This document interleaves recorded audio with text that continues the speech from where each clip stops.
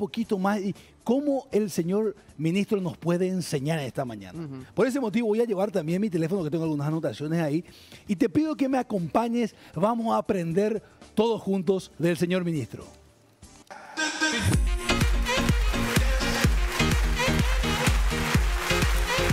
Señor ministro, muy buenos días. ¿Cómo le va? Bienvenido, ¿cómo está? Muy bien, muy bien.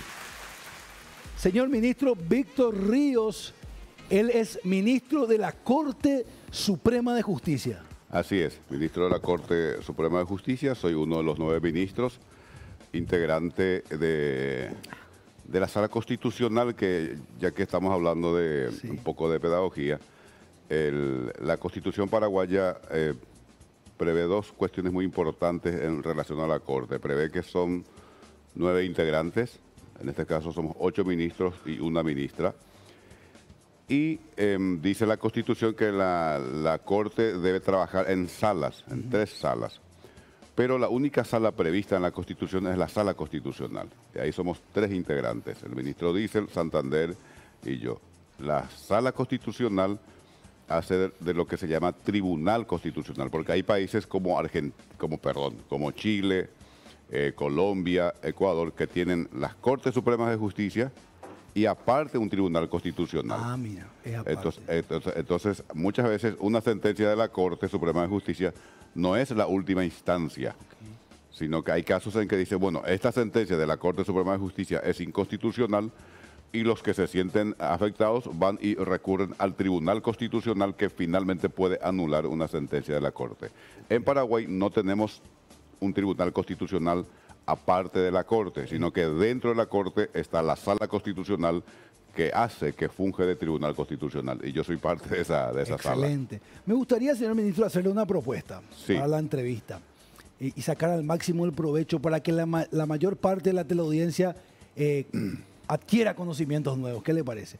Por una parte, vamos a hablar en la segunda parte de la entrevista de lo último, lo nuevo que tenemos que hablar, lo que está sucediendo, los últimos hechos que me gustaría saber su opinión. Pero antes de eso me gustaría, aprovechando sus conocimientos académicos, también sus conocimientos prácticos de la experiencia, saber y entender cómo funciona el Poder Judicial a grandes rasgos, ¿verdad? Hacer un mapeo rápido y a partir de ahí saber cómo se autorregula una república con 3 poderes. ¿Qué le parece? Sí, con mucho gusto. El Poder Judicial es uno de los 3 poderes del Estado, está el Ejecutivo, Legislativo y Judicial.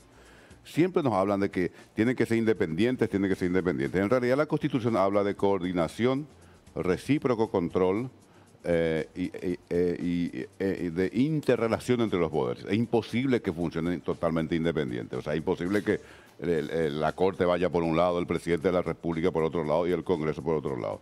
La Constitución dice que tiene que haber una coordinación, tiene que haber recíproco control entre los 3 poderes del Estado. El Poder Judicial está dirigido por la Corte Suprema de Justicia. Somos 9 ministros. Y después de la Corte están los tribunales de apelaciones, que puede ser en lo civil, penal, administrativo, laboral. Depende de la pelea que tengas. Te peleaste con tu empleado, entonces hace una demanda laboral. Sí. Después de los tribunales de apelaciones están los juzgados de primera instancia, en lo civil, laboral, etcétera, etcétera. Y en materia penal se da una situación muy, muy interesante. Está la Corte, las cámaras de apelaciones en lo penal, los tribunales de sentencia. Tribunales de sentencia son los tribunales que hacen los famosos juicios orales, que vemos ahí que hacen los juicios y dictan una sentencia. Eso es en lo penal. Eso en lo penal. Antes del tribunal de sentencia están los juzgados de garantías. ¿Qué son los juzgados de garantías? Son los juzgados que controlan la investigación. Por ejemplo, vos sos fiscal y decís, voy a investigar a tal persona por la comisión de tal delito. Entonces, el que controla la investigación es el juez de garantías. Entonces, el fiscal le dice, pido un allanamiento, es el juez de garantías el que debe autorizar el allanamiento. Por ejemplo, este caso trágico que ocurrió ahora con el diputado, ahí hubo una orden, un pedido del fiscal o de fiscales, pero quien autorizó el allanamiento fue un juez de garantías penales, entonces en la parte penal tenés juez de garantías, tribunal de sentencia, cámara de apelaciones y Corte Suprema de Justicia. Son 3. Son 3 instancias. 3 peldaños, podemos decir. 3 peldaños que tenés que superar. Y además de todo esto están los juzgados de paz. ¿Qué son los juzgados de paz? Los famosos juzgados de paz que en realidad son los juzgados más importantes en la vida cotidiana del ciudadano. Por ejemplo, alguien tiene una disputa con su vecino, ¿a dónde va? Y va al juzgado de paz. Siempre dicen que es la puerta de entrada al Poder Judicial. Los jueces de paz tienen una tarea muy importante en Paraguay.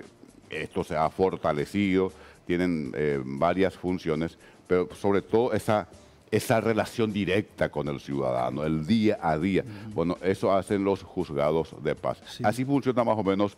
Y en los departamentos, ¿verdad? La Corte funciona en Asunción, obviamente, y aquí tenemos las cámaras de apelaciones, juzgado de primera instancia, juzgado de garantías, juzgado de paz en varios distritos de capital.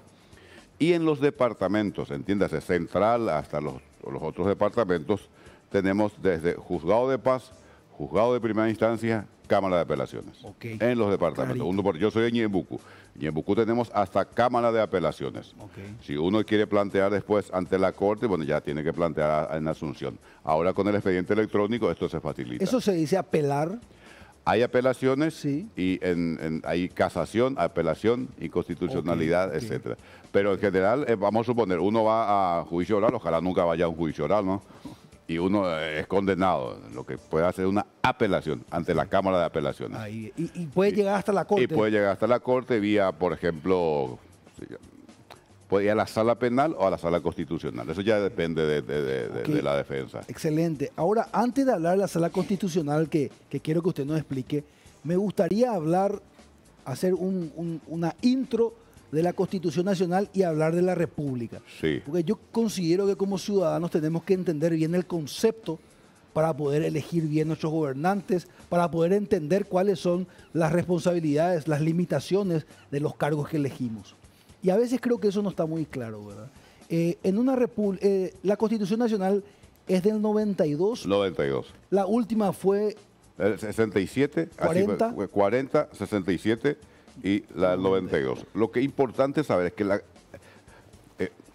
la Constitución de Paraguay es una de las mejores constituciones del mundo. Así. Y lo digo porque yo vengo estudiando esto y participo de varios encuentros internacionales. Es una de las mejores constituciones del mundo, la Constitución de Paraguay.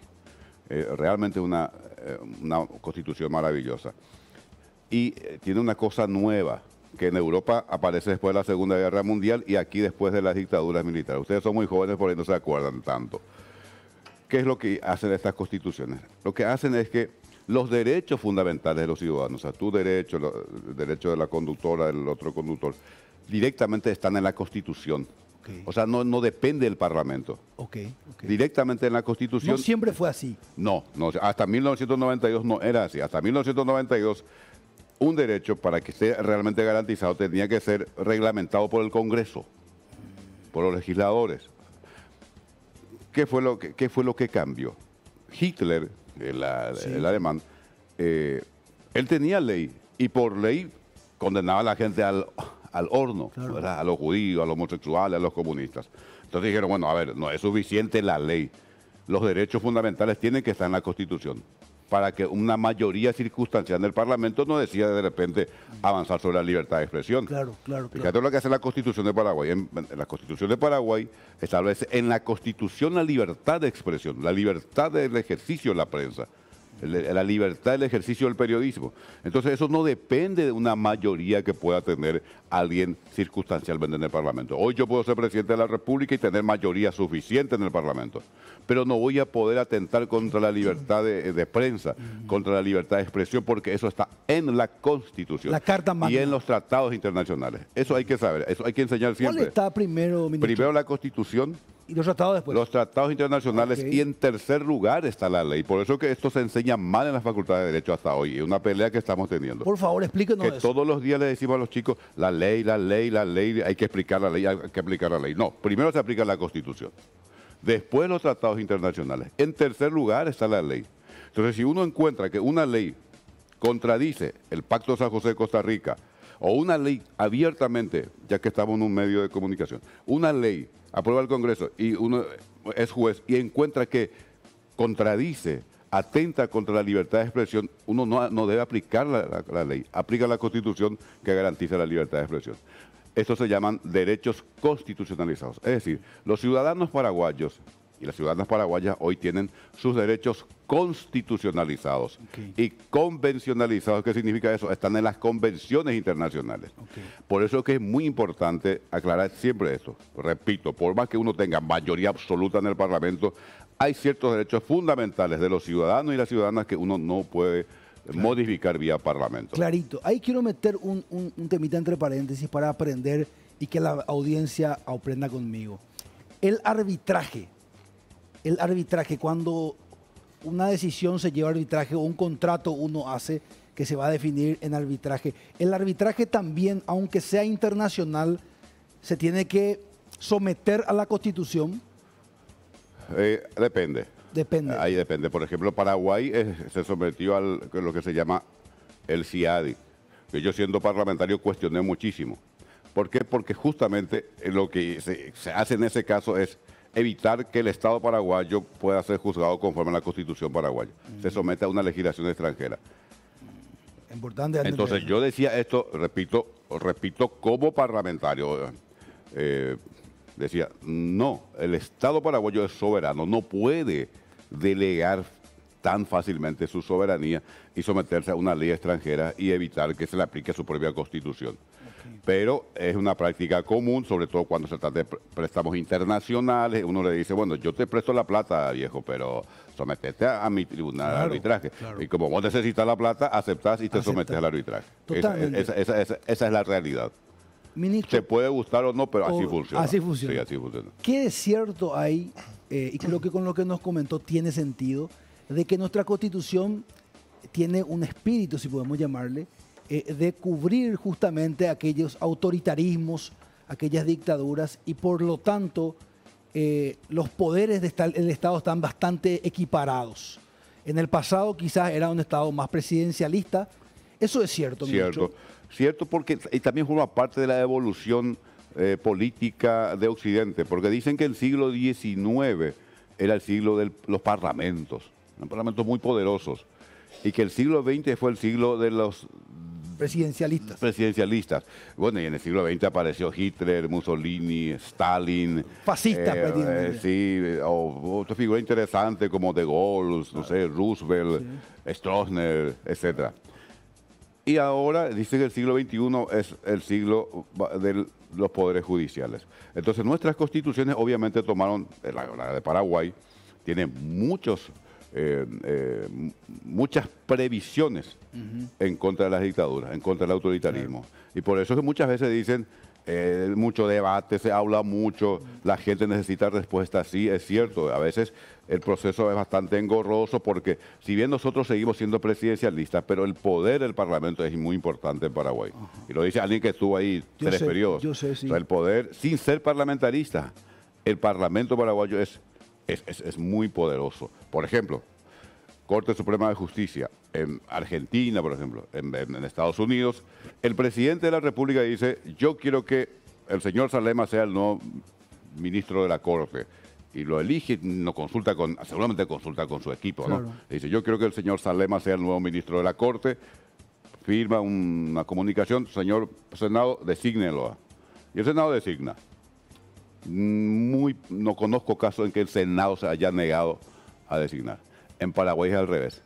Es el Senado el que le dice al presidente de la República, mire señor, acá hubo una terna y el Senado quiere que el señor Salema sea, desígnelo. Es al revés. Es al revés. Por eso tiene mucho peso el... Eso es muy importante. Sí. Claro, la representatividad del pueblo es mayor en ese caso. Eso lo está diciendo porque viene del estamento que nos representa a todos, que es el Parlamento. Sí. Por eso, a mí me gusta más, por ejemplo, el sistema de designación de ministros de Paraguay que el de Argentina y el de Estados Unidos, por lo que dice ella. ¿Por qué? Porque primero uno pasa por el Consejo de la Magistratura. En el Consejo de la Magistratura están representantes de abogados electos por sus pares. Están representantes del Parlamento también electos por el pueblo. Representantes del Poder Ejecutivo que también es electo por el pueblo. Y también representantes de las universidades tanto de gestión pública como de gestión privada también electos por sus pares. El Consejo de la Magistratura es un órgano electivo. Uno pasa por ese filtro, va al Parlamento, también otro órgano que fue electo por el pueblo y finalmente designado por el presidente de la República después de un debate público. A mí me gusta más el sistema de Paraguay. Claramente. El sistema, y para entrar ya en los detalles de los temas actuales, que son dos, lo que les quiero preguntar, y que donde te cierro la parte previa. La autorregulación de la República, los tres poderes del Estado están autorregulados para que la ciudadanía entienda cómo funciona el éxito de una república, porque a veces pareciera ser que el presidente de la República o el Ejecutivo determina el éxito de un gobierno, de un Estado. Y aparentemente, si hablamos de tres poderes, no necesariamente es así. No, claro que no. Es imposible que un solo poder haga eso. En realidad hay sistemas de autorregulación, pero la regulación más se llama heterónoma, es decir, de afuera. Y lo que decía al principio, la Constitución en el artículo 3 dice claramente que los poderes tienen que tener coordinación, interdependencia, recíproco control. Hay recíproco control, o sea, el Parlamento controla al Poder Judicial al Parlamento, al Poder Ejecutivo, y hay sí competencias que son exclusivas de los poderes, pero son muy pocos poderes. Por ejemplo, competencia exclusiva de la Corte es designar un juez. Eso no puede hacer el Parlamento. Claro. Eso es competencia exclusiva de la Corte Suprema de Justicia. Competencia exclusiva del Presidente de la República es designar su ministro. Nadie puede decirle, a mí no me gusta que el señor Salema sea su ministro. No, él designa. El Congreso designa su presidente. O sea, esas cosas, pero cada vez son menos las competencias que son exclusivas de los poderes. ¿Por qué? Porque tiene que haber recíproco control, interdependencia. Y después hay zonas de sombra, zonas grises. Por ejemplo, juicio político. La eterna discusión. ¿Hasta dónde el Parlamento puede hacer cosas y a partir de dónde ya puede haber un control del Poder Judicial? Pero eso depende ya de los momentos políticos institucionales. Sobre el tema justamente que mencionaba el ministro Ríos, que la Constitución paraguaya le parecía una de las mejores. Yo lo que suelo ver, esto que acaba usted de plantear, ministro, que hay mucha interpretación sobre lo que cuando hablamos de la Constitución y que cada uno como que siempre tenemos opiniones dispares. Por ejemplo, yo no veo que pase eso con la Constitución de los Estados Unidos. Es como que hay una bajada general. Bueno, es una Constitución mucho más antigua, ¿verdad? Si bien tiene enmiendas, es de la época de la independencia prácticamente, ¿verdad? Pero yo veo que hay mucha cuestión interpretativa cuando se habla de temas constitucionales en Paraguay. No, ¿usted no ve eso? Sí, es así y está bien que sea así. En el caso de Estados Unidos, un ejemplo muy presente, muy actual, que tiene que ver con la interpretación, ocurre ahora con esta última decisión del Tribunal Supremo. Porque ¿qué es lo que pasa? En el caso de Estados Unidos, el Tribunal Supremo por ahí es mucho más estable, porque son vitalicios. Ah, ok. Entonces, difícilmente cambien. Pero con Donald Trump, el partido republicano, que es más conservador, pasa a tener mayoría en el Tribunal Supremo. Y al poco tiempo el Tribunal Supremo derogó, por ejemplo, el derecho de la mujer sobre el tema de decidir sobre su cuerpo. Decidir sobre su cuerpo. Sí, sí. La misma Constitución, el mismo texto, es cierto, esta Constitución antigua, nunca se, excepto algunas enmiendas, pero el mismo texto constitucional interpretado de distinta manera por un Tribunal Supremo con mayoría republicana. La otra mayoría, que era demócrata, que digamos era más progresista, más liberal en el sentido yanqui, anglosajón, más liberal, más demócrata, centro-izquierda, era una interpretación, digamos, más favorable a la libertad de la mujer para disponer de su cuerpo. Vienen los republicanos, que son más conservadores, más de derecha, digamos, más son pro vida, dogmáticos, exacto. Ellos se definen pro vida, etcétera, y dicen, bueno, no, esto no corresponde al espíritu de la Constitución y dan otra interpretación. Esto está pasando ahora. ¿Se acuerdan que hubo protestas, etcétera, etcétera? Pero ¿Qué fue lo que cambió? Y no cambió la Constitución, no cambió el texto, cambió la mayoría en el Tribunal Supremo. Claramente. Que es así, o sea, no es lo mismo que uno tenga en la Corte alguien, agente de extrema derecha, o agente de extrema izquierda, o agente liberal, conservador, pero eso pasa en todos los ámbitos. Hay dos cosas que quiero enganchar, se pone interesante y van surgiendo las preguntas, ¿verdad? Usted habló del caso de los Estados Unidos y habló de estabilidad por vitalicios, sí. jueces vitalicios. En ese caso hay un lindo debate en la ciudadanía siempre de los 5 años de los ministros o 75 años. Sí, la Corte de Paraguay en eso ya ha sido clara. Ya fue. Hasta los 75 y punto. O sea, ¿Tiene su ventaja eso, ministro? Sí. La estabilidad. Y no, a mí no me gusta hasta los 75. O sea, yo fui designado a los 50 años. Me parece 25 años como ministro de la Corte. A ver, ¿cómo habrá cambiado la sociedad en 25 años? ¿A ustedes les parece que yo dentro de 25 años voy a seguir siendo la expresión de esa sociedad con los cambios vertiginosos? ¿Usted cree en la renovación entonces, ministro? Claro, ¿por qué? Porque justamente las sociedades cambian, las sociedades se modifican. Qué sé yo, cuando yo asumí como ministro, que no hace mucho, 2 años creo. Sí, el ChatGPT no existía. Y ahora todo es eso. Día a día. ¿Cómo cambió? Impresionante. Entonces, esa posibilidad de ayornarse, de poder leer la clave sociopolítica, cultural de los tiempos, no es fácil. Entonces, yo creo que 25 años, por ejemplo, es mucho. Pero bueno, es lo que dice la Constitución. La Corte de Paraguay dice eso, punto. Hay países donde, por ejemplo, dicen en la Constitución directamente, usted será ministro inamovible durante 10 o 15 años. Llegan esos años, se va a su casa. No importa la edad que tenga. Terminó eso. Pero eso depende de cada sistema político. Ok, y hablando de la Constitución, hablábamos de los poderes, hablábamos de la autonomía de cada poder en ciertas cosas. Y ahí me gustaría, respetando obviamente lo que usted pueda decir y lo que no, pero me gustaría hablar de lo que sucedió hace unos meses con la senadora Katia, ¿verdad? Se habló mucho de inconstitucionalidad. Sí. Y se habló mucho de que era un poder o una autonomía que tenía el poder legislativo para hacer eso. Entonces hay una serie de comentarios, me gustaría ordenar, hablando de la Constitución, hablando de qué es lo que sucedió y si fue o no inconstitucional y si el Poder Judicial puede intervenir. Bueno, lo que no puedo decir es si fue o no inconstitucional, porque eso tengo que decir en el voto. Ok. Lo que hizo la Corte, y yo fui se le dice preopinante, está mal dicho, pero se usa preopinante, porque lo que primero tiene que hacer la Corte es decir, viene el señor Salema y dice, me violó un derecho constitucional, planteo la inconstitucionalidad. Lo que primero que debe hacer la Corte es ver si corresponde estudiar o no. Si no corresponde, es famoso rechazo in limine. Eso significa en cristiano se rechaza sin estudiar. No, okay. Presentó fuera de plazo, no tiene sentido, se rechaza, no se estudia. Pero a nosotros los abogados nos gusta hablar en latín. Eso entonces, in limine, si nos decimos in limine, no existe del mundo. Entonces, hay mucha sabiduría en el latín. Claro, claro. Sí. Entonces, tuvimos que estudiar. Yo hice, preopinante significa el primer voto. Okay. Y yo consideré que ahí hay cosas que hay un conflicto de constitucionalidad. Hay cosas que la Corte debe revisar en el caso de la ex senadora y entonces la Corte admitió estudiar la causa. Ahora se hizo todo el trámite y ahora ya nos abocamos a resolver. ¿Qué es lo que pasó en el caso de la senadora, de la ex senadora? La Sala Constitucional está integrada por 3 miembros. Normalmente las acciones de inconstitucionalidad son resueltas solo por la Sala Constitucional. Pero también dice la ley que de repente hay un caso importante. Para sacar del medio el caso de la ex senadora, vamos a suponer un caso que tiene que ver con la libertad de expresión. Okay. Vamos a suponer alguien quiere cerrar el canal de América. Sí. Entonces, y justifica. Entonces la Corte puede decir, este es un caso muy importante para el funcionamiento de la sociedad, de la República.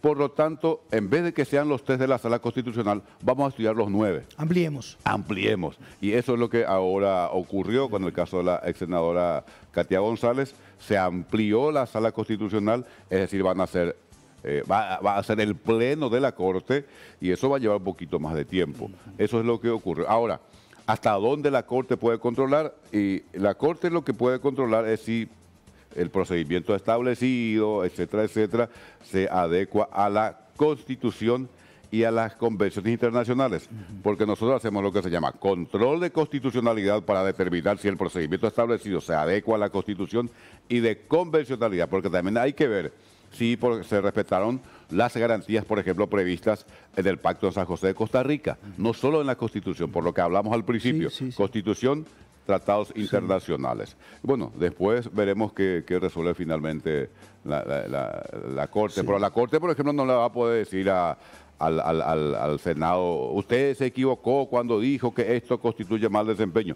Eso, por ejemplo, es... eso no funciona así. Eso es potestad del Senado. Decide cuándo un parlamentario cometió mal desempeño. Ahora, el aspecto de debido proceso se llama eso. O sea, si tuvo derecho a la defensa, si se aplicó bien tal ley, si se aplicó bien la Constitución, eso sí puede hacer la Corte. Perfecto. Se habla mucho... Ahora no sé cuál va a ser aclaro esto, no sé cuál va a ser la decisión final. Sí, y mucho en nivel de lo que es el Vox Populi, la opinión pública, se instalan cosas, ¿verdad? Yo siempre me gusta analizar cómo funciona la sociedad en ese sentido. Y es fácil instalar cosas, ¿verdad? Uno empieza a decir algo y se convierte en una verdad. Sí. Tiene un nombre en latín también. Entonces, a partir de ahí empezó a decir las cosas y se instaló de alguna manera de que estaba en peligro la democracia por lo que sucedió con la senadora, ¿verdad? Ya después no se explica si es así o no. Simplemente se instala. Sí. Bueno, ese forma parte del debate político. Lo que finalmente la Corte va a decir es si hubo alguna infracción a algún principio, a alguna garantía constitucional y convencional. Después veremos qué pasa. Está en pleno desarrollo, como dicen ustedes, los periodistas. Hablando un poquito ahora de esto que sucedió en las últimas 24, 36 horas, que tiene que ver con lo que sucedió con el exdiputado Lalo Gómez, como se lo conocía él. Se habla muchísimo en estas horas que pasaron, salieron muchas versiones, se habla del fiscal general del Estado, se habla del Ministerio de Interior, se habla de un allanamiento, de la orden, de muchos fiscales. ¿Usted nos podría enclarecer cómo debería de funcionar? ¿Quién hace una orden de allanamiento? ¿En qué casos? Bueno, las órdenes de allanamiento son dictadas por jueces. Juez. En este caso, juez de garantías. Los presupuestos están muy bien establecidos en la ley. ¿Por qué? Porque tiene que ser de aplicación restrictiva, se llama. Solamente en casos excepcionales, cuando no tenés alternativa, vos como juez tenés que ordenar que vaya alguien a ingresar a la casa de un prójimo. Porque eso es que invaden tu intimidad. El derecho a la intimidad es el derecho constitucional. También está en juego la libertad, etcétera, etcétera. Entonces, solamente en casos excepcionales y teniendo datos concretos, etcétera, etcétera, y no hay otra manera de, por ejemplo, de obtener ciertas pruebas, entonces ahí uno debe ordenar un allanamiento, que ordinariamente debe hacerse en días de día. A la luz del día. A la luz del día. Cuando sale el sol es lo que Eso dice, ordinariamente es así, salvo casos excepcionales cuando uno dice, bueno, acá una espera de unas horas puede ser fatal para la investigación y entonces puede hacer de noche. Así funciona esto. Ahora, no opino sobre el caso particular porque es muy sensible. Ahora, hablando de república, yo soy alguien que cree en la república, creo en el Estado constitucional de derecho. Nosotros como sociedad de ninguna manera podemos normalizar una situación así. Es inédito, es inaudito, es inadmisible que este tipo de situaciones ocurran en nuestra sociedad. Lastimosamente esto ocurrió y hay que tomar todas las medidas pertinentes para que nunca más ocurra esto con nadie, porque yo estoy seguro que ni el juez ni el fiscal, imagínate, ¿quién va a querer que como resultado de un allanamiento muera una persona? Y en este caso ocurrió que era un diputado nacional. Así que estamos en un momento complicado, hay que ser muy prudentes y espero que todas las autoridades, que los tres poderes del Estado, nos pongamos realmente a la altura de las circunstancias para encontrar una mejor solución posible a este drama que estamos viviendo. Ministro, en general nada más, ¿verdad? Yo, si soy parte de la fuerza policial, yo puedo hacer el operativo dentro de la casa de un parlamentario. No rige primero los fueros antes de... hacer primero esto y después ver si es que a qué causas están refiriendo. ¿Cómo se, o sea, no quiero hablar del caso Lalo Gómez para no exponerlo, ¿verdad? Pero yo soy parlamentaria, ¿pueden ingresar nada más a mi casa con un operativo? Esa es una discusión no resuelta. Okay. Algunos dicen que sí, otros dicen que no. No puedo adelantar mi opinión porque de repente puede terminar también en la corte. Esa es una por eso gran, le decía, nada más estoy hablando no, es muy clara ahí. O sea, hay argumentos muy válidos de ambos lados. Es una zona gris, digamos. Exactamente, okay. Zona gris. Ok, y por otro lado, justamente el tema de esto del allanamiento, ¿qué es extraordinario para la hora? Por ejemplo, ¿cómo se podría definir que un procedimiento de allanamiento se realice antes de que salga el sol, antes que haya luz del sol? ¿Qué significa extraordinario o a qué caso se refiere? Sí.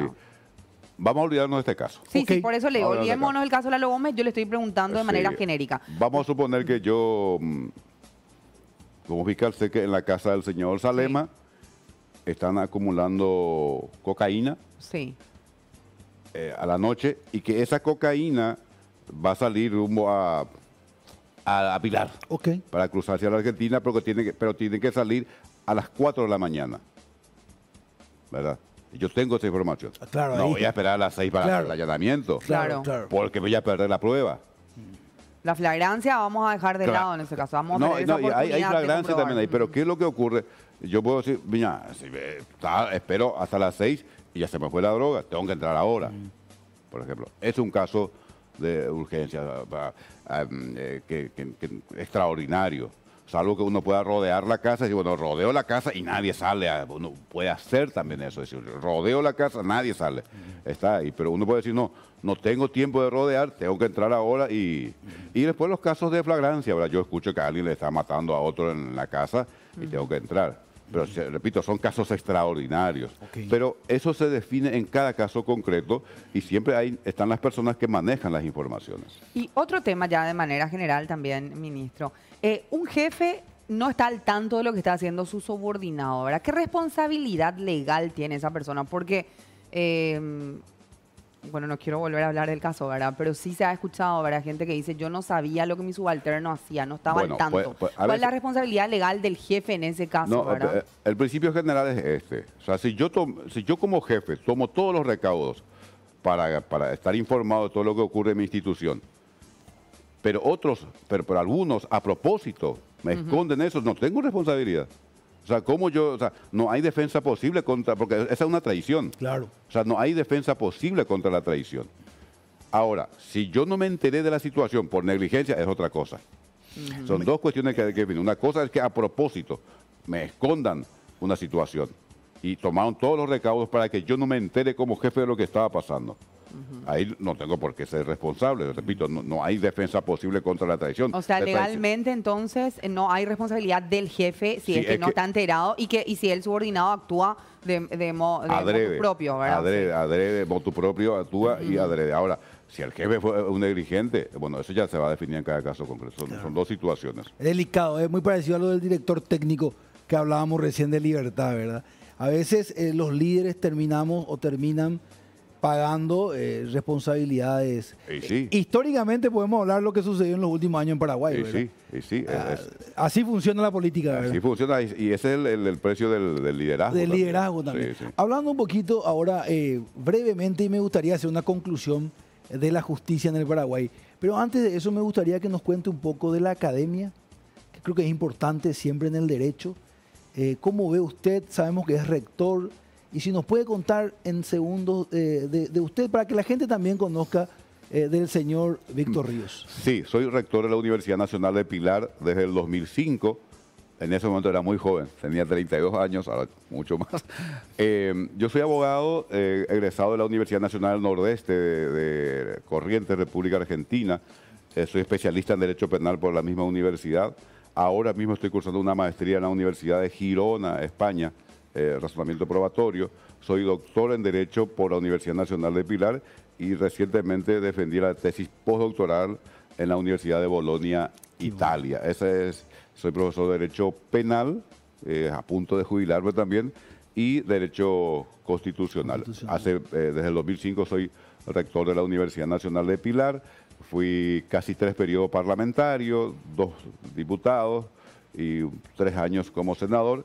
y también en un momento dado fui ministro de Educación. Sí, o sea, sí. parece que en este momento soy el único paraguayo vivo que pasó por los tres poderes del Estado. Qué bueno, qué rico eso. ¿Cómo ve la academia? Bien. La academia en general en el mundo está con problemas. Hay un declive del nivel académico general, pero no solamente en América Latina. Uno ve las universidades europeas se quejan de lo mismo, las norteamericanas.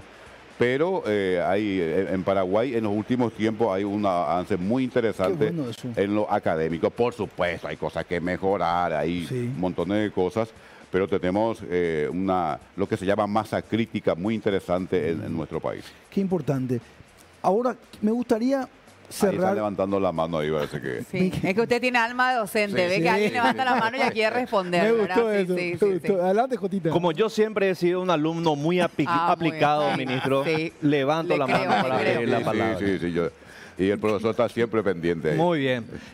Ministro, le consulto un tema que mucha gente se suele quebrantar con la situación y a ver qué se puede hacer. Primero, para agilizar las causas judiciales y evitar algo que siempre escuchamos de manera tan continua cuando se quiere dilatar un caso, que son las famosas chicanas. ¿Qué podemos hacer para agilizar los procesos judiciales? La Corte presentó al Parlamento ya un proyecto de ley, se llama justamente antichicana, que es muy delicado realmente, Bernabé. ¿Por qué? Porque hasta dónde es chicana y hasta dónde es ejercicio legal de la defensa. Vamos a suponer, vos te vas a juicio y vos ves que la cosa se complica, entonces le decía a tu abogado, presentar incidente, presentar lo otro para ver si me acomodo y voy arreglando la situación.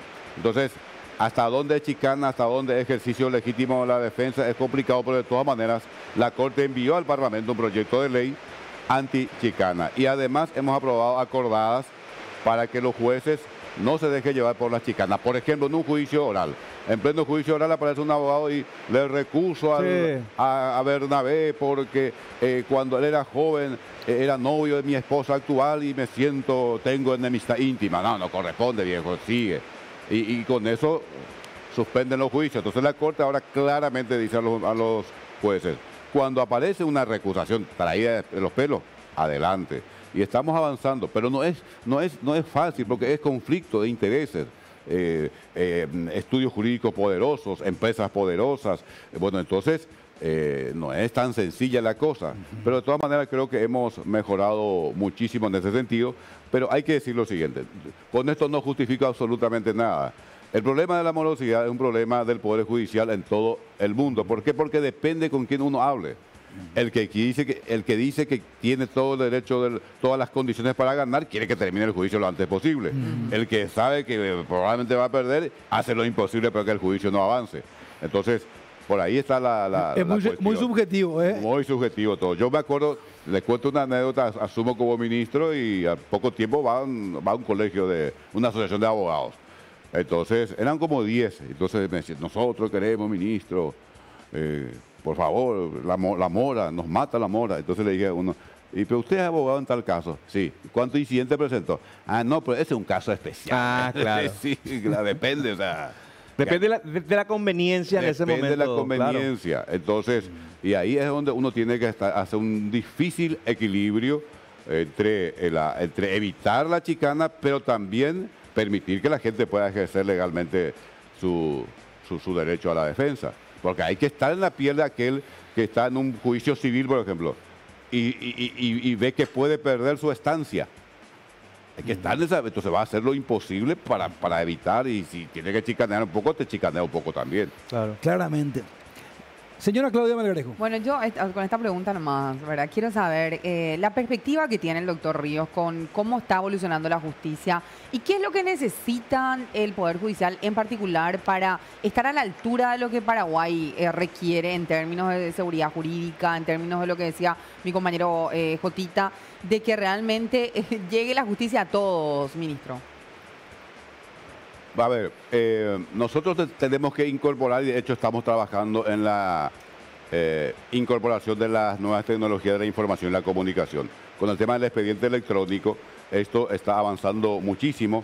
¿Por qué? Porque facilitan las tramitaciones, también genera problemas a los que están en el viejazo, como en mi caso, que me complica, pero para los nativos digitales esto es muy interesante. Es decir, por ejemplo, para presentar un escrito desde Pilar, no hace falta ya trasladarse a Asunción. Uno presenta en Pilar, presenta en Ciudad del Este. Y no solo eso, el ciudadano, vamos a suponer, Claudia está en un juicio, ya no depende solamente de lo que diga su abogado. Ella misma puede entrar y mirar cómo está el expediente, y después decirle ya al juez, señor juez, esto está tardando mucho. Bueno, eso está mejorando muchísimo el servicio de justicia. O sea, hay mucha más transparencia y control republicano precisamente, de parte de la sociedad y de parte de los interesados. Y otra cosa que en la que estamos empezamos a trabajar en el Poder Judicial, y después me puse muy feliz porque vi que la RAE hizo un congreso mundial a favor del lenguaje claro, es que los jueces, los magistrados, tenemos que empezar a hablar en cristiano.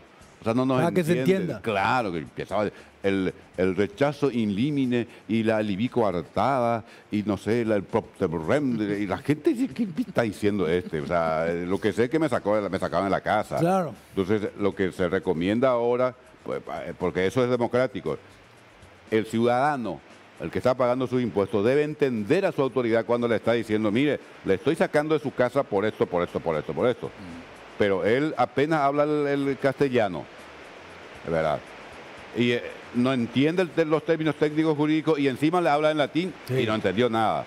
Entonces ese es otro tema que muchas veces nosotros hablamos en un lenguaje oscuro, inentendible. Es como la famosa esfinge que te habla así en términos que uno tiene que descifrar. Entonces, ¿cuál es la reacción de la ciudadanía? No quiere saber nada de los jueces, no quiere saber nada de los abogados porque no les entiende. Lo que sufren son las consecuencias de las resoluciones.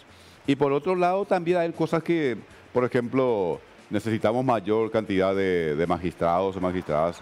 Hay pocos jueces realmente para la cantidad de habitantes que tenemos. Ahí hay un cuello de botella. Hay un cuello de botella interesante y después algunas reformas en los códigos procesales. No hay que perder de vista que este es un poder judicial. Ustedes saben, esto viene de 1870, ¿verdad? Así, el poder judicial en Paraguay, así en general, estructural y funcionalmente, sigue funcionando tal cual nació en 1870. La posguerra. La posguerra, y cambió mucho esto. Entonces, hoy las sociedades son muy distintas, entonces hay que ir haciendo modificaciones. Pero de todas maneras, los poderes judiciales son lentos. Y está bien que sea así también, porque si hacemos todo tan rápido, de repente podemos cometer barbaridades. Claramente, alguna vez, y con esto cierro, señor ministro, la pregunta que le hizo la compañera engloba lo que le voy a decir. Alguna vez me tocó hacer un breve curso, yo no soy abogado, un breve curso con el doctor Mendonca sobre la Constitución Nacional. Y él nos decía lo mismo que usted nos dice, que nos hablaba de la Constitución como un tesoro, como algo de primer nivel, respetado internacionalmente incluso. Si nuestra Constitución es buena, hablamos un poco del contexto del Paraguay en este momento, grado de inversión, estamos creciendo macroeconómicamente, la pobreza se está reduciendo, con sus luces y sombras estamos avanzando. El Poder Judicial, ¿cuáles son los desafíos para los próximos años? Hay un Vox Populi también que dice que hay debilidad institucional. ¿A qué se refiere? ¿Eso es cierto? ¿Qué se debe hacer para que eso no sea así? Bueno, tenemos algunas cosas.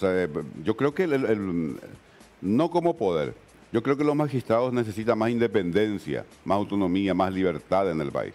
Porque hay porque tiene el jurado, tiene la corte. Entonces también los magistrados muchas veces ya no saben, en casos complicados, prefieren no avanzar y ahí ya empieza a complejizarse la situación, a enredarse y ya entramos en el terreno de la mora.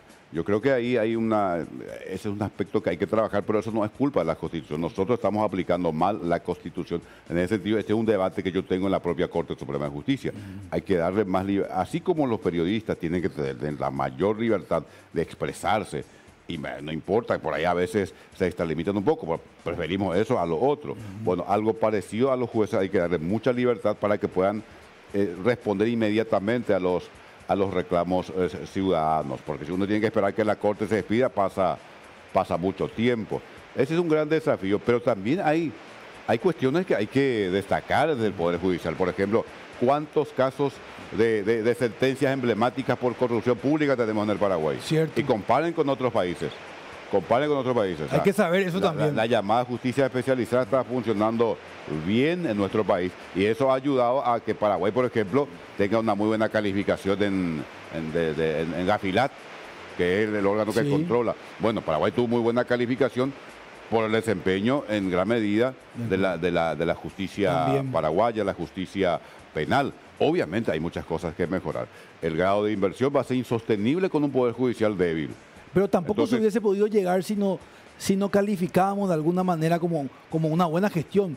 Como usted dice, hay cosas que mejorar. Por eso, los tres poderes, o sea, porque el Parlamento puede enloquecerse también, empezar a aprobar leyes absolutamente descabelladas, entonces tu grado de inversión también se te cae. Claro. Y lo mismo puede ocurrir con el Poder Judicial. O sea, si el Poder Judicial empieza realmente a hacer cosas descabelladas, mata la seguridad jurídica. O sea, el presidente de la República puede ser, si vos querés, puede ser John F. Kennedy, puede ser Roosevelt, pero tiene un Poder Judicial que hace cosas descabelladas, que pone en jaque la seguridad jurídica y no hay grado de inversión posible. O lo mismo el Parlamento. Por eso que es una tarea de todo el Estado. Y creo que en esto, por lo menos, el Poder Judicial no ha desentonado en nuestro país. Eso es muy importante que la ciudadanía también sepa. Y con esto me despido y le pregunto, yo sé que usted es una persona que lee mucho, le escuché hablando de Borges, y casi filosófico lo que le voy a preguntar, pero no, a mí me parece muy interesante. En Paraguay hay un exceso de poder del capital. ¿Cómo se puede hacer como ciudadanía? Porque una ciudadanía con fuertes valores cívicos, éticos, puede contrarrestar eso. El poder del capital. El poder excesivo del capital. Siempre hay, ¿verdad? Sí. Mira, y es el capitalismo. Estamos en una etapa avanzada. Algunos hablan del postcapitalismo, de un capitalismo soft. Pero es el poder del capital, y según Thomas Piketty, un economista francés que estuvo de moda, bueno, sigue de moda hasta ahora, él dice que el poder del capital va a aumentar. Va a aumentar. Va a aumentar. ¿Cómo se puede hacer? Y aumentando las instituciones participativas, donde la ciudadanía pueda tener una mayor participación. Pero de todas maneras, a juzgar por este señor que es un investigador, lo importante de este economista es que él no es un teorizador nada más. Él hizo una investigación en varios países y dice que el poder del capital va a ir aumentando. Lo que hay que hacer el esfuerzo es, de alguna manera, democratizar ese capital y que el capital, por ejemplo, no avance sobre ciertos derechos fundamentales. Claramente. Ministro Ríos, un privilegio tenerlo aquí. Gracias por la invitación. Gracias, aprendimos muchísimo. Muchas gracias. Nos dejó algunas también tareas a nosotros los ciudadanos. Tenemos que involucrarnos también nosotros. El ministro Víctor Ríos. Hablamos de Odonto Excellence, Claudia.